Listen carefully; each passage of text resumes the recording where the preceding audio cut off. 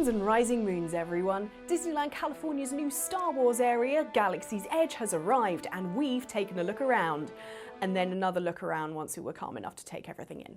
We're about to go on the Millennium Falcon! Oh my gosh, right there! It's right there!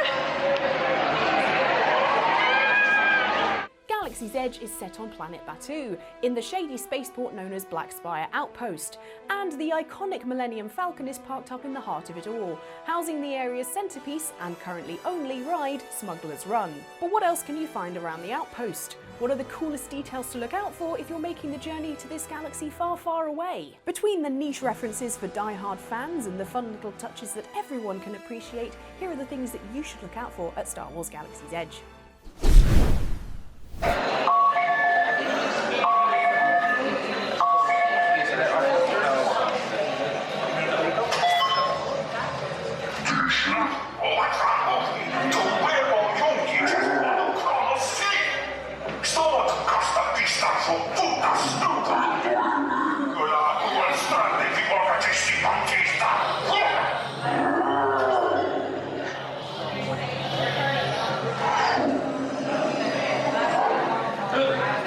In the Spire Outpost, everything is priced in credits instead of dollars, presumably so you feel less guilty about dropping 200 of them on a custom lightsaber and buying every pin you can lay your hands on. Your certificate's in the bag. Good journey. Thank you so much. One place in which you can spend credits is in Dok-Ondar's Den of Antiquities, which offers up artifacts such as Jedi gadgets, ornaments, and holocrons, both Jedi and Sith.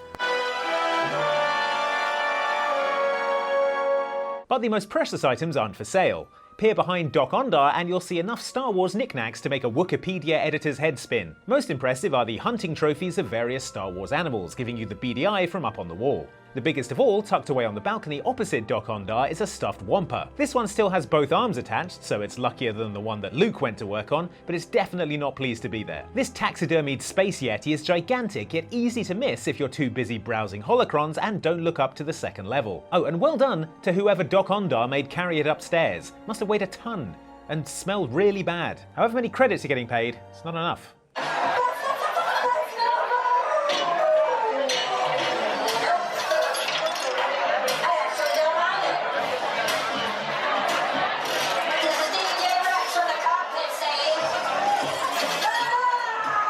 The OG Star Wars ride in a Disney park is Star Tours, the motion simulator that's been shaking people around like a paint mixer since 1986.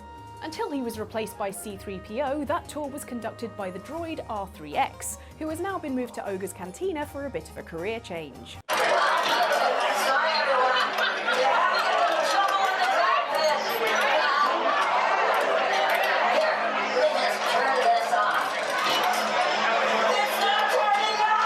At least he's just as good a DJ as he was a pilot.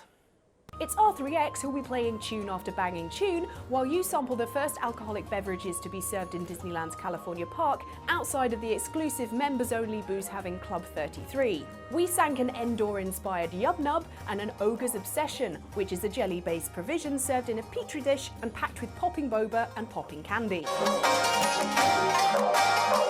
If neither of those is your bag, then there are a couple more drinks you might like to try, depending on your capacity for liquor and affection for spin-off books. In the book Star Wars Thrawn Alliances, set during the prequel movies and before the time of Galaxy's Edge, Padme Amidala goes to the Spire Cantina. There she is offered drinks including the Toniray Wine and the non-alcoholic Blurg Fire, both of which can still be found on Ogre's menu. The drink that Padme orders, an Andoan White, doesn't seem to be listed. However, Lucasfilm have mentioned it in previous marketing and registered the name as a trademark. So the Andoan White may reappear in the near future, or may even be an off-menu item for those in the know. Stay tuned for more Star Wars booze news as and when we get it. Oh, and keep an eye out for blaster burns on the walls. These might well be the very same burns made when Anakin Skywalker came looking for Padme later in the same book and got ambushed. Oh sure, Disney, you love cantina fights in the books, but when I do it, it's all, please leave Galaxy's Edge, mom. Double standards. The first order, excellent. We're not authorized to pick up the cargo. We're picking up the cargo, good. They've accused us of stealing. Well, see, now you're breaking up. I cannot hear you. Don't you dare. I don't know. Unfortunate technical difficulty. Boring conversation anyway. One thing you definitely won't miss in the Outpost is the Millennium Falcon itself, as it takes centre stage and has, I estimate, already appeared in 400,000 selfies. The ride inside it, Smuggler's Run, has a queuing area littered with references to Star Wars lore, like this game of Sarlacc taking place among heaps of in-universe junk collected by Clone Wars smuggler Hondo Ohnaka. In fact, Hondo is the space pirate that sends you on your mission aboard the Falcon, with a little cameo from our mate Chewbacca. You help the resistance, and I get no profits. What? The first order will never know me where they are. Okay, time to go, so, bye-bye. We better go before he changes his mind. However, Hondo and Chewie aren't the only familiar faces here. Below Hondo you can spy R5P8, a droid with a toothy paint job who was a member of Hondo's pirate crew in the Clone Wars series. Although if you don't spot R5, it's understandable. We almost missed him, being too busy trying to wrap our heads around how Hondo is an animatronic and not someone in a costume. It's a guy in a suit, right? I mean, it has to be. Come on, Disney, you can tell us.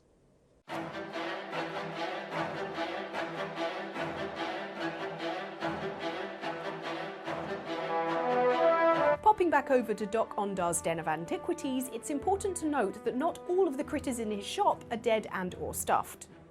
Around the lower level, there are tanks home to bizarre creatures not for sale, but just for people to look at, like this weird water creature in a murky, smoky tank, which could be a baby swamp slug. Our favourite, however, is this baby Sarlacc. Its tiny mouth almost makes it look cute, until you look down and see its creepy body hidden below the surface, full of goodness knows what.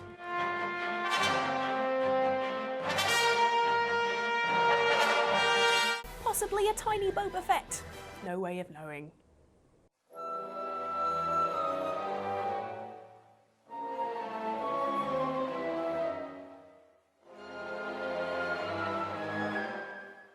Among the hawkers in the Black Spire Bazaar, you'll find yet more Star Warsy critters on the creature stall. Consider this snail, for instance, which we assume to be, just off the top of our heads, a Dokma. If it's not, please do get in touch, xenomalacologists. On the other side of the stall was this grumpy-looking wart, who looks how I feel before I've had a coffee in the morning.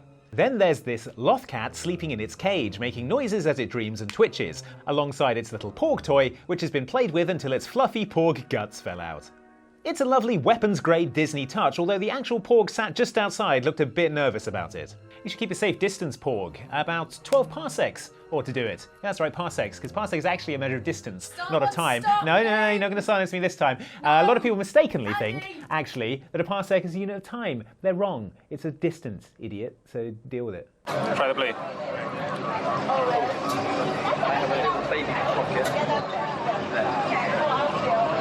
If you're less into cocktails and more into getting your daily calcium intake, there's one classic Star Wars beverage that you can pick up at its very own stall. Pop over to the milk stand and you can get a cup of refreshing blue milk, as quaffed by Uncle Owen and Aunt Beru before they got barbecued by stormtroopers and Luke found their calcified skeletons all burned up and twisted in the wreckage of their old house. Oh yeah, I'd repressed that bit. Wait a second. It's gone again. What were we talking about? Ah yes, blue milk. This totally tropical slushy style treat is made from coconut and rice milk and has a fruity pineapple flavour. For the adventurous though, there is also a green milk, which tastes of mango and is also plant-based, and therefore has never been anywhere near a space cow or that thing Luke is milking in episode 8, you'll be glad to know. And here's what we thought. Yeah. Now try this one as well. Okay.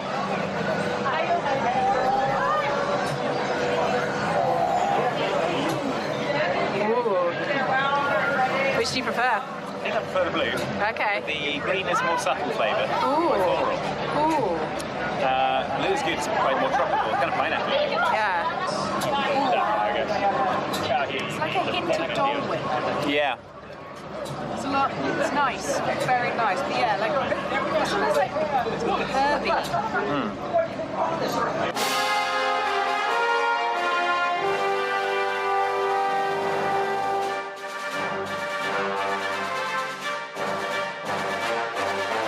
When we go to a Disney park, we want to talk to top-tier characters. Donald or better.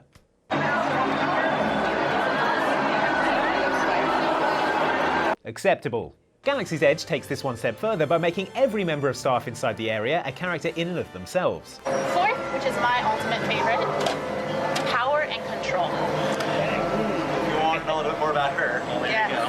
Power and control is what I like. That's why I stay on this side. Dubbed inhabitants, every one of them, no matter what their job, has a backstory explaining how they ended up at the Black Spire Outpost. Some of them just really wanted to sell coloured milks on a remote planet, okay? This isn't limited to the human-looking inhabitants of Batuu, as you'll find out by Ronto Roasters, home to a unique rotisserie where the meat is roasted over a pod racer engine. Galaxy's Edge attendees with the Disney Play app can access something called the Data Pad, which can be used to hack, scan, translate, and tune various objects around the park. Cool. Yeah, you're a hacker. Door panel Yeah. for the resistance. Woo! One such object is the smelter droid that's cooking your food, which you can hack into in order to discover more about it. You can complete a hacking minigame on the Ronto Roaster droid to find out its manufacturer, model, and function, and, most interestingly, its memory location and text. Turns out this smelter droid is from Tatooine, but managed to evade the Jawas that got hold of R2 and C-3PO. He must have had one hell of an adventure to get here, just to end up turning a spit, but right now, we're hungry, so less of the life story and more of the Nuna turkey jerky, okay?